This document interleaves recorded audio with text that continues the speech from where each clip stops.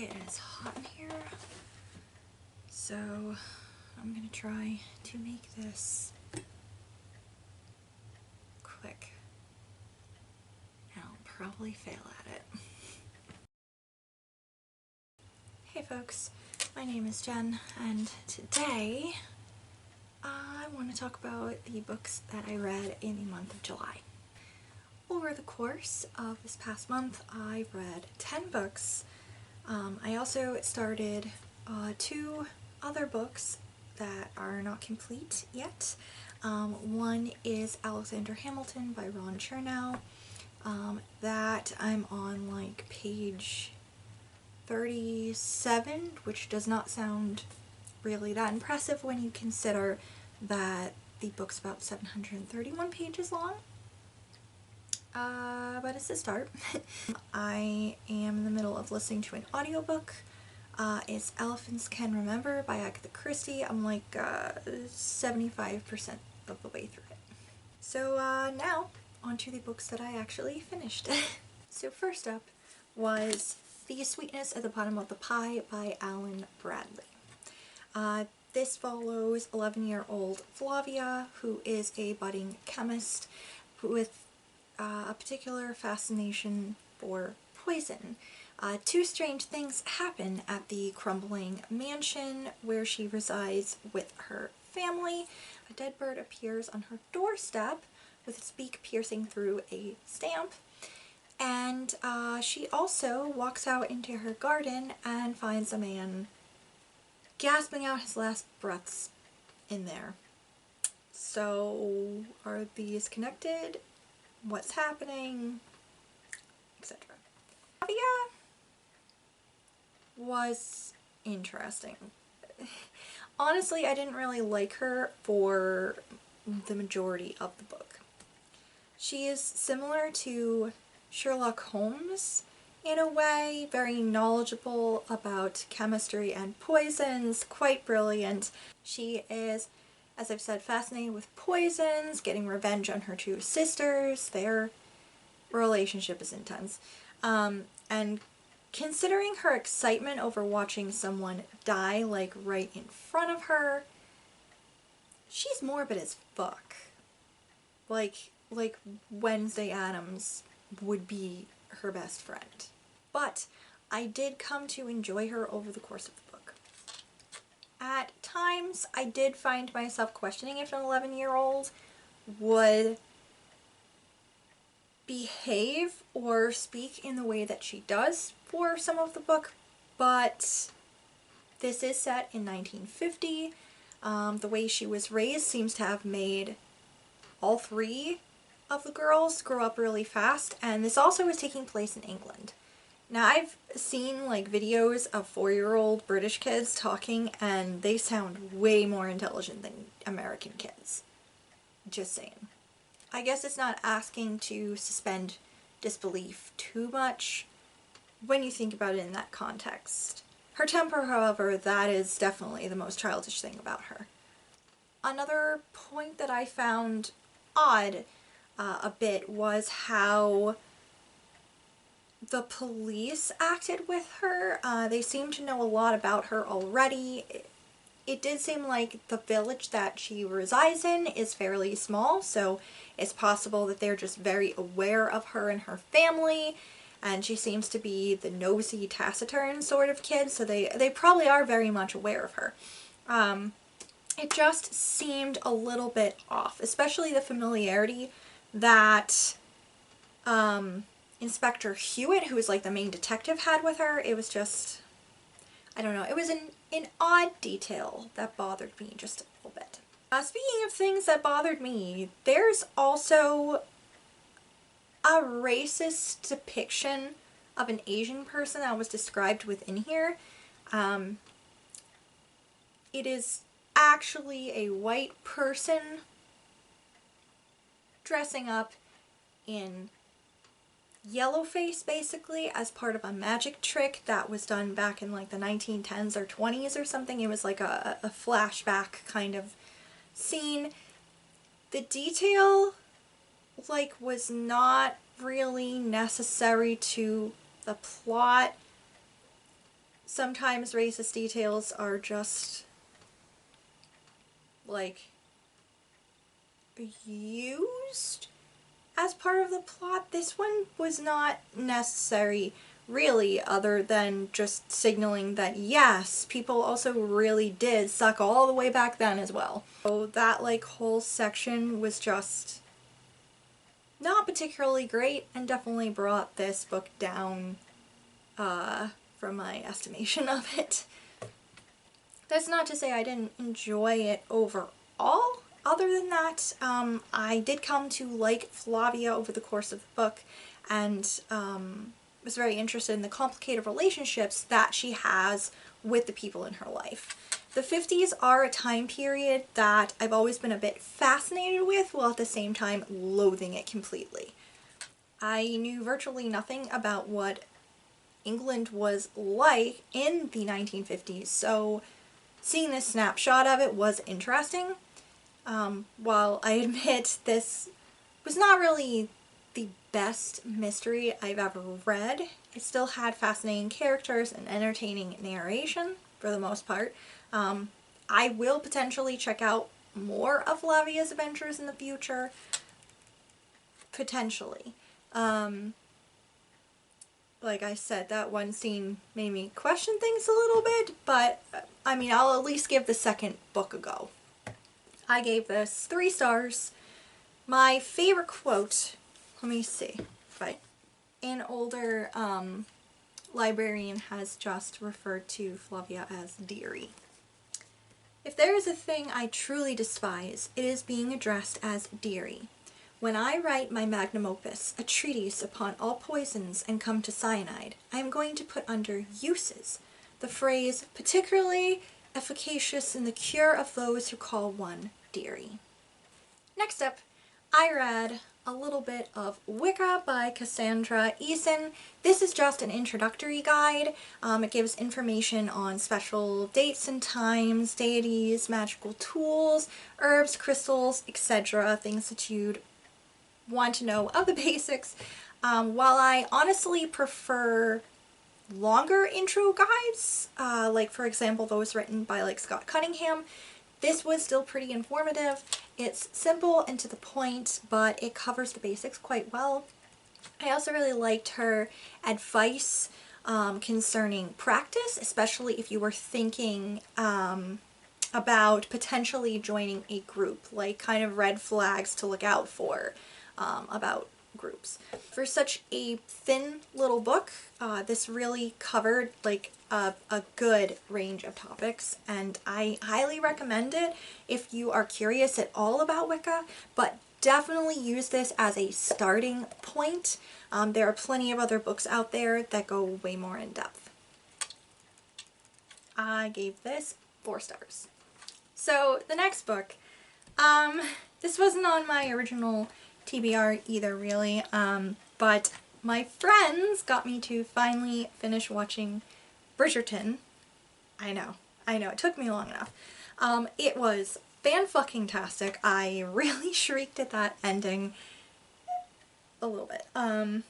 Anyway, my bestie owns and has read the whole like book series by Julia Quinn, so I ended up borrowing book 2, The Viscount Who Loved Me. My friend kept insisting that Anthony Bridgerton's like not that bad, and I have to admit she was right. Book 2 is about Anthony, the eldest Bridgerton offspring, and his love story. Anthony is a bit of a rake, a scoundrel, a rascal, a fuckboy, if you will. But he has now decided, it is 1814, and he has decided it is time for him probably to marry and pick out a suitable wife. In fact, he has decided to court and propose to young Edwina Sheffield. The trouble is, her meddlesome older sister Kate will not get out of the way. Kate is pretty convinced that Viscount Bridgerton is the worst, period, possible man for her sister to marry, and she will not allow this to happen. But really, what happens when these two incredibly intense and stubborn people end up attracted to each other? So this was very much based off of The Taming of the Shrew. I admit that it's one of Shakespeare's plays that I have neglected to read so far, but I have seen both Kiss Me Kate and 10 Things I Hate About You, so I do get the gist of it, basically. Two opposing parties, sister that wants to be out there but can't get married yet because older sister, blah blah blah, attraction, temper, banter, we get it. While I enjoy banter amongst fictional couples, it's not something that I always look for in romance novels. Being angry with someone does not really make me all horny like it apparently makes people in books or on TV and Hollywood stuff in general. This book though, this had some steamy scenes. And the banter between Anthony and Kate just had me laughing out loud multiple times. There's this one scene when they're dancing that was just particularly wonderful. I really liked how their relationship kind of developed over time. There is a particular scene that occurred between them that made me really uncomfortable. It's a very key scene in their relationship. And yeah, for the sake of spoilers, I'll just leave it kind of vague. There's one scene that's really awkward, not great. If you've read this, you probably have some idea as to what I'm referring to. This did also touch on some darker aspects of things as well. The Duke and I did that as well, just a little bit. This one really goes for it though. There is some trauma that both of the main characters have when from their past, traumatic things that happened to them when they were much younger. Those chapters were fairly dark. One scene in particular just kind of really stayed on my mind for several days afterward. I would say if you are particularly sensitive to descriptions of severe anxiety or descriptions of death and things, just to keep that in mind when you're reading this. But I did like that the author chose to delve into more serious topics in a romance series, and did it in a gentle enough manner. Something else I really liked about this book are the Bridgertons. The way they interact with each other is just the best. My favorite scenes were when parts of the brood were just together. There is also an after story section in the back of the book taking place several years in the future, and that was just a wonderful bonus. And again, the banter and the interactions between the Bridgertons is just fantastic. I cannot wait until season 2. I am still kind of sad that Regina Page will not be in it, but it's, you know, it'll still be good, I hope. I gave this one 4 stars. Next, I picked up Anne of Ingleside by Ellen Montgomery. This is book 6 in the Anne series. Let's get into this.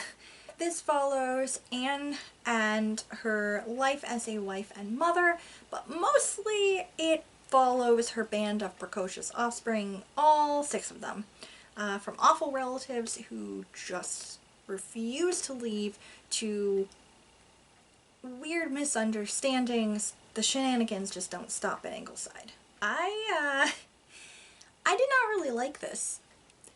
There are pieces of it that I did like. The descriptions of the island are still in here, though there was very little in Avonlea, since it mostly takes place in the town of Glen St. Mary, where Ingleside is. And it also made it very clear within the first couple of chapters that we're pretty much closing the door on Avonlea and saying goodbye to it. Some of the misunderstandings, especially when they involved the children, were pretty funny. Overall, though, I had a hard time reading this. I found myself cringing through most of it. The children are at times quite annoying. I mean, yes, they're all really precocious to the point of being insufferable. And I swear to God, if I ever read the words, "Mother, dear ones," ever again, I'm going to scream. The tales were really saccharine at times, and that's a large part of what had me annoyed. It also felt like it jumped around a lot between the kids, and it didn't really feel like it was as much a cohesive story as the other books in the series. That threw me off a little bit. Honestly, I also really got tired of the attitude in this series towards people's families. You know, oh, they're a so-and-so, so that's why they act like that. Or she's a so-and-so, but her mother was a blankety blank. They're all like that. You know? And it's like, seriously? Get the fuck over yourself. Just because someone is related to assholes doesn't automatically mean that they are also an asshole. Sometimes you rise above the assholery. And I mean, I know this is depicting a specific time period, and also what it's kind of like to be in a small town sometimes and know people and have known their families and everything, but like, I don't know. By book 6 in a series, I'm just really over hearing about people who come from shit families and therefore also must be terrible fucking people. Sometimes it's true, but not always. And another point on this being completely saccharine is that the poor little Ingleside children are just so good, and yes, they're precocious, but they're such, deep down, such wonderful children, the nicest, most special children that ever lived, and all the other children hate them for having a nice family and nice clothes and blah blah blah. And it's like, so Mary Sue's are just annoying in general. Having 6 of them in one book is just the worst.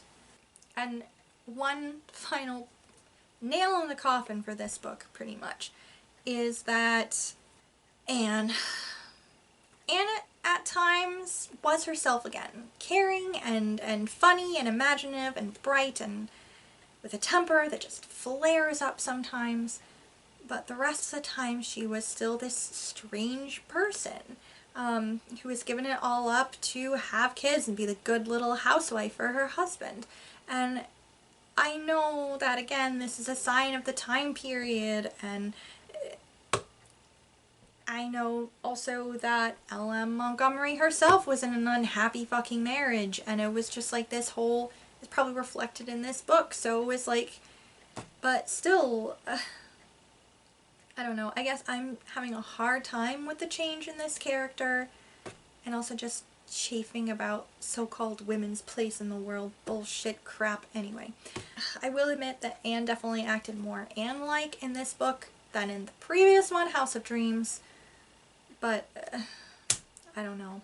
This honestly makes me really worried about the next couple of books in the series. Like, legitimately worried that I'm going to hate them, which is depressing. Anyway, I gave this 3 stars. The next book I picked up was On Kingdom Mountain by Howard Frank Mosher. This takes place in the 1930s in the fictional Kingdom County, Vermont. That is in a lot of Mosher's works. It follows Jane Hubble Kinnison, who is this very eccentric, like, bookwoman, bird carver, fiercely independent resident of Kingdom Mountain. She's also like a former teacher. She is the only remaining resident of this mountain whose land is being threatened by the newly proposed highway. When a mysterious stunt pilot crash lands on her land in the search of stolen Civil War gold, Jane's unconventional life is about to get, like, way more interesting. So firstly, this is the same, like, beautiful, descriptive, transportive writing that I've come to love in Mosher's books. The characters are quirky as per usual. I found Jane particularly delightful. She is fierce in her convictions and opinions and is no nonsense, both in telling people to cut it out with their bullshit, as well as providing whatever is needed for those that need help. There is a motto that is painted over the doorway to her family home, and it reads, "They lived in a house at the end of the road and were friends to mankind." She is serious about following that motto no matter what others may think, especially those within the town. Also, another tidbit is that she has been editing her family's Bible since she was a teenager, which is an act that was encouraged by her dad, and something about that just like tickled me to no end. She is exactly the sort of badass that I want to be when I grow up. I mean, you know, more than I am already. Her eccentricity also includes her carvings, which a lot of them are of like famous people like Shakespeare and Thoreau and everything, but a lot of them are also of her family members, people who have passed on. You can tell that she feels a responsibility for the land she has been entrusted, and also responsibility for her family, responsibility to their legacy, to those who came before, and she also misses them greatly. She lives alone and has done so for a very long time. Everyone from her family in the mountain have pretty much like died off or moved away, whether into the actual town or like further off in the state, out of state. She is the only one left, and she feels very protective over the mountain. Her clashes with the town elders who want the new highway, which would be a connection between Vermont and Canada, are pretty intense. And it's a situation with eminent domain that would be familiar with, I think, a lot of communities in the US, especially in Vermont. Progress does bring jobs for impoverished, struggling communities where the young leave to find work and other opportunities elsewhere. This is just a thing that happens. I know this. I'm one of the ones that left. Projects are supposed to bring new jobs and new centers or highways or hotels that are supposed to like breathe life into these towns. But at the same time, we also have duty as caretakers of this land, this planet, to preserve its natural areas, to make sure that there are pockets of natural wonders, that flora and fauna can still survive there and live free. And we also have a duty to preserve it for future generations so they also can experience it and try to safeguard it as well. It's a really complicated, tough situation, and though this was set in like a fictional town some 90 some odd years ago, it still felt incredibly relevant. He is really good at that. He's also really good at writing tall tales and including some kind of like supernatural or mysterious happenings into his books. This one had a little bit of that as well.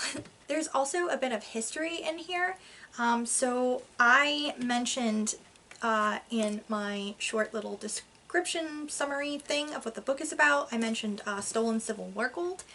That actually is a fact, although the true story is a little bit different than what was in here. In 1864, a group of Confederate soldiers had made their way to Vermont, and they ended up robbing several banks in the small town of St. Albans. It was a ragtag group of, I think they were deserters.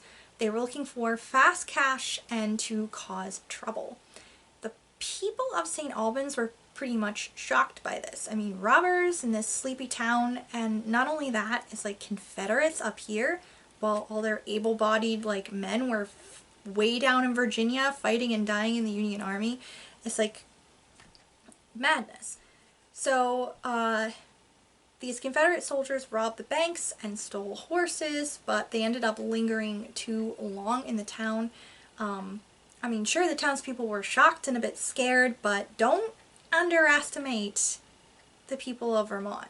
Like, you have to have a certain amount of gumption to survive the winters up there. You're not ready to put up with a lot of bullshit.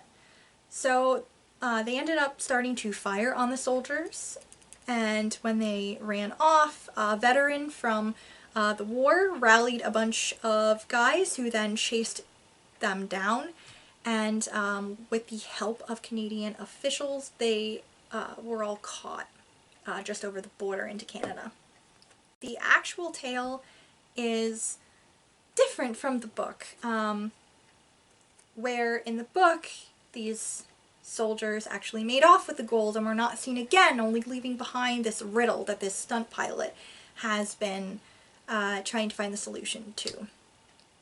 But still, that tale that I told, that is something that I heard about back in high school and found to be like super fascinating. So to find like even a piece of it in this book was a tidbit that I just really enjoyed. Okay, so now that I've rambled on about like bullshit for a while, let's talk about stuff I did not like in the book.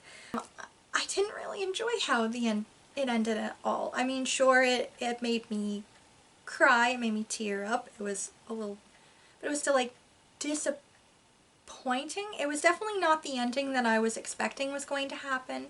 And while some of it I liked, there was other parts of it that I don't know. I guess what I mean is I was just hoping for something a little more. I was just hoping for a little more. Sadly, this ends up going into the category of monstrous books that I've read that they're ones that I really liked, but ultimately was really confused and or disappointed in the way it ended. I still gave it 4 stars though. My favorite quote I will read you is, "Close all gates behind yourself. Every generation should have its own Bible. The walls we erect to protect ourselves from early pain often shut us off from later joy. To immerse oneself in the natural world is to share a universal thread with every living thing. Always declare yourself to the person you love. Live each day not as though it is your last, but as though it is the last day of the lives of the people you meet.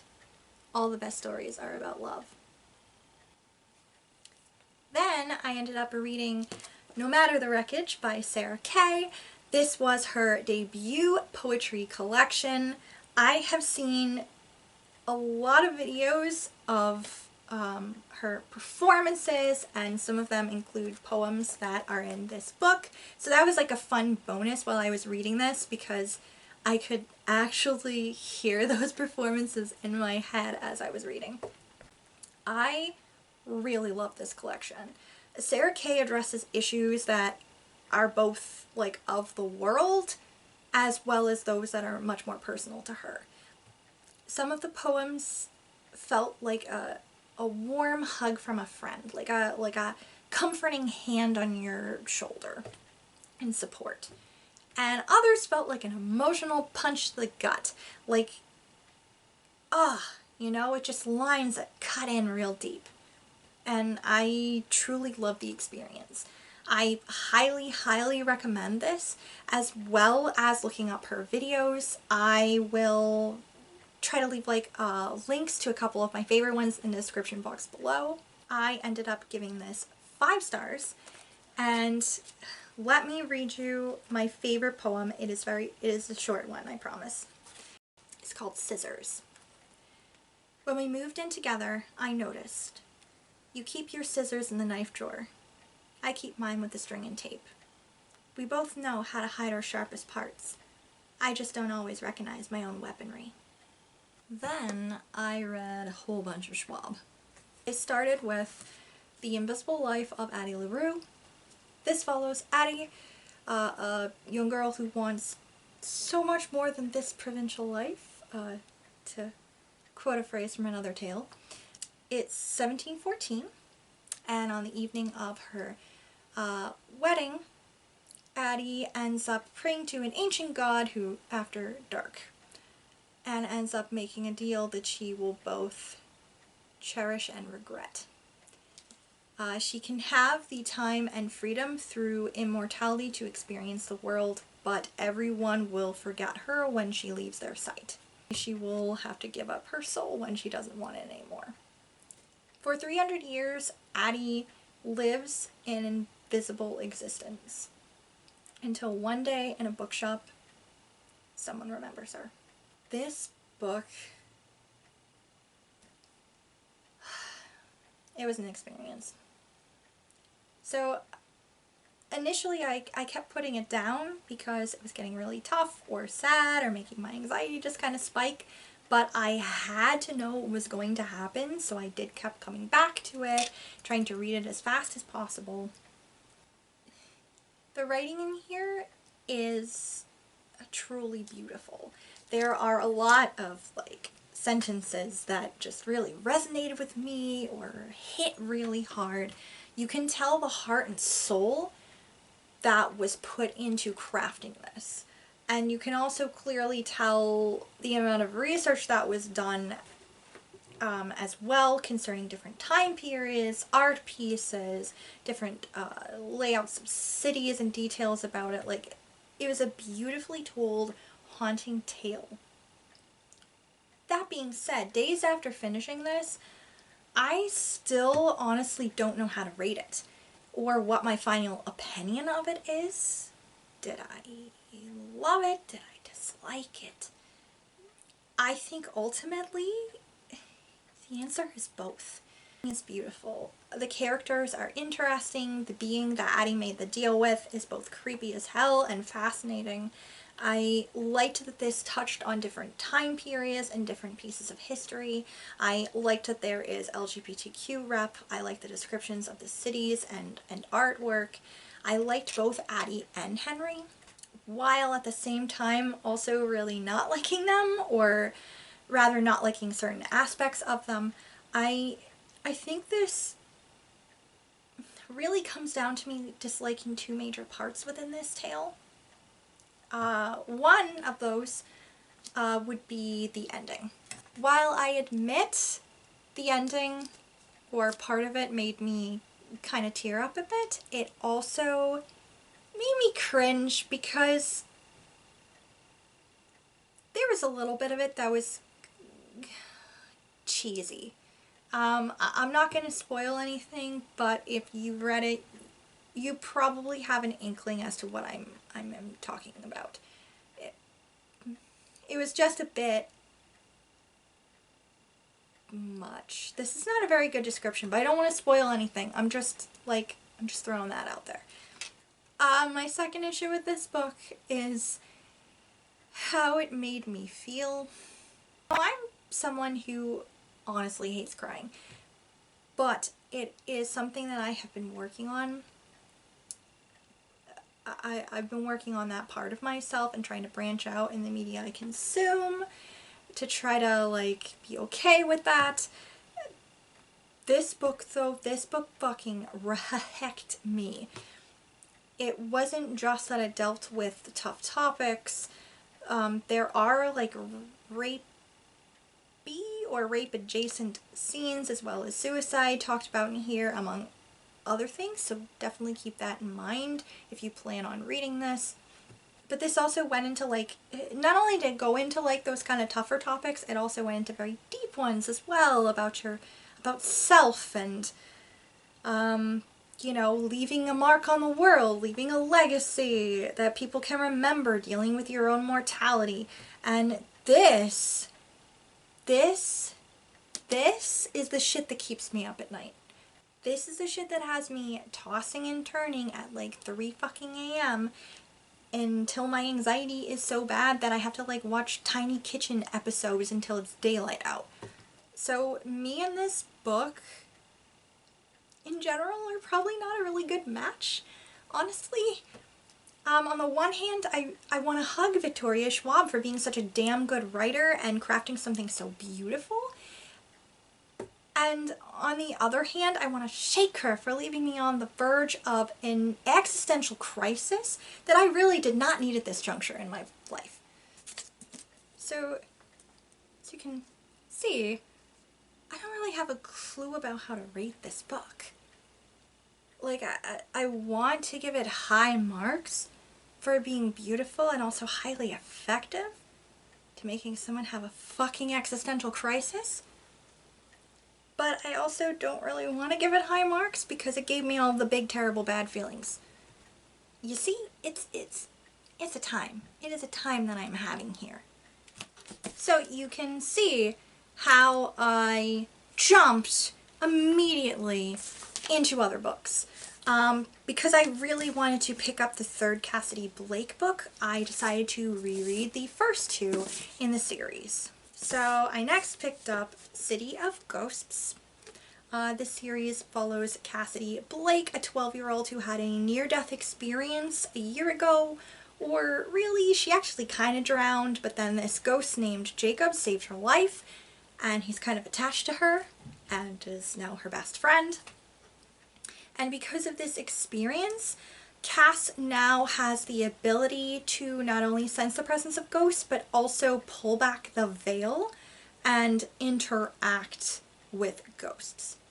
As if her life isn't already fairly strange enough, Cass's parents are also ghost hunters in a sense, or rather paranormal investigators, and they are now dragging Cass through the world's most haunted cities in order to seek out the ghosts and spooky tales that reside in them while filming a TV show. But the ghosts she encounters in these cities are far more dangerous than any she's seen before. So the first book, City of Ghosts, takes place in Edinburgh, Scotland, which I loved. I desperately want to go to Scotland, and I love the matter-of-fact way that people are about ghosts over there. They're just kind of like, oh yeah, this is just, you know, my neighbor, or whatever. I especially enjoy the intro to these characters. Cass's parents are delightful, and I really enjoy the friendship between Cass and Jacob. The ghosts also were just nice and spooky.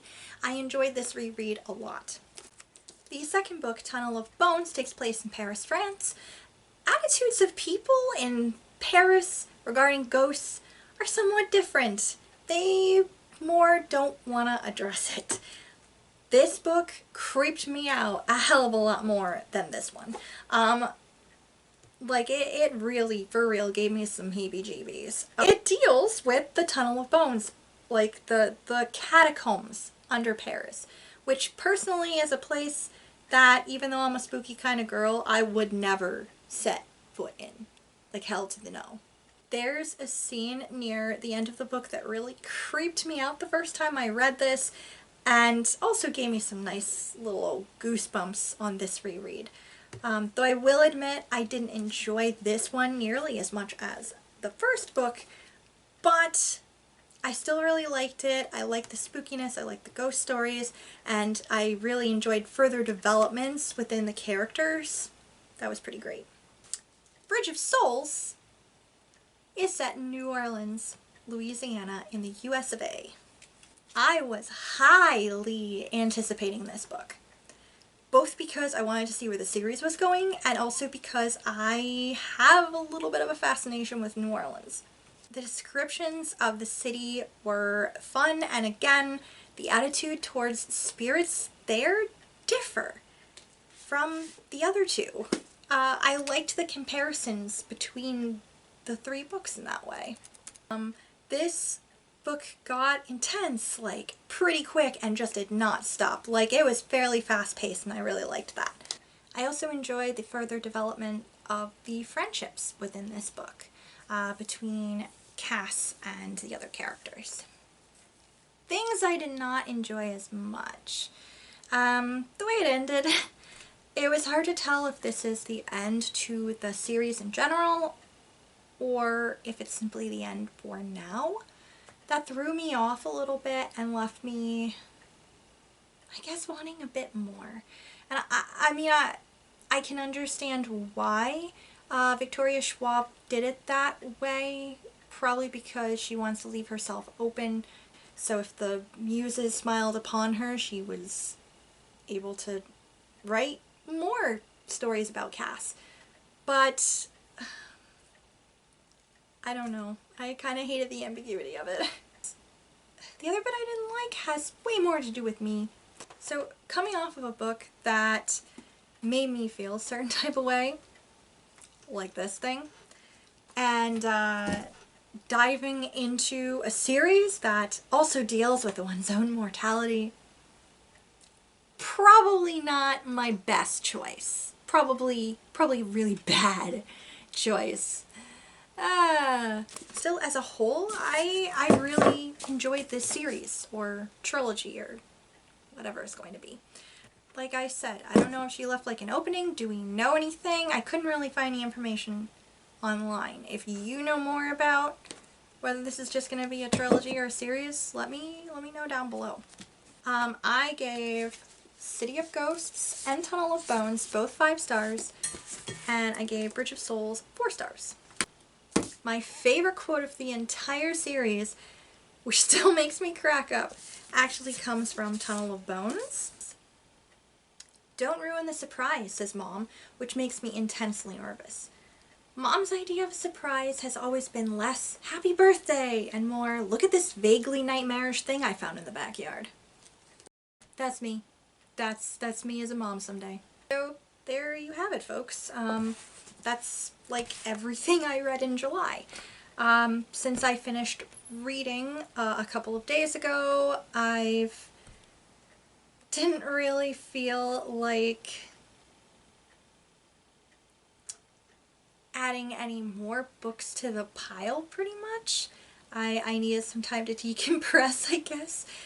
So instead I've been like trying to catch up on my podcasts, as well as binging like Rick Steves travel videos, and trying to catch up on BookTube in general. I just started to dive into my books for August. I am really excited about my TBR this month, really excited about everything I've read so far. Hopefully nothing else will leave me biting my nails at 4 a.m. this time.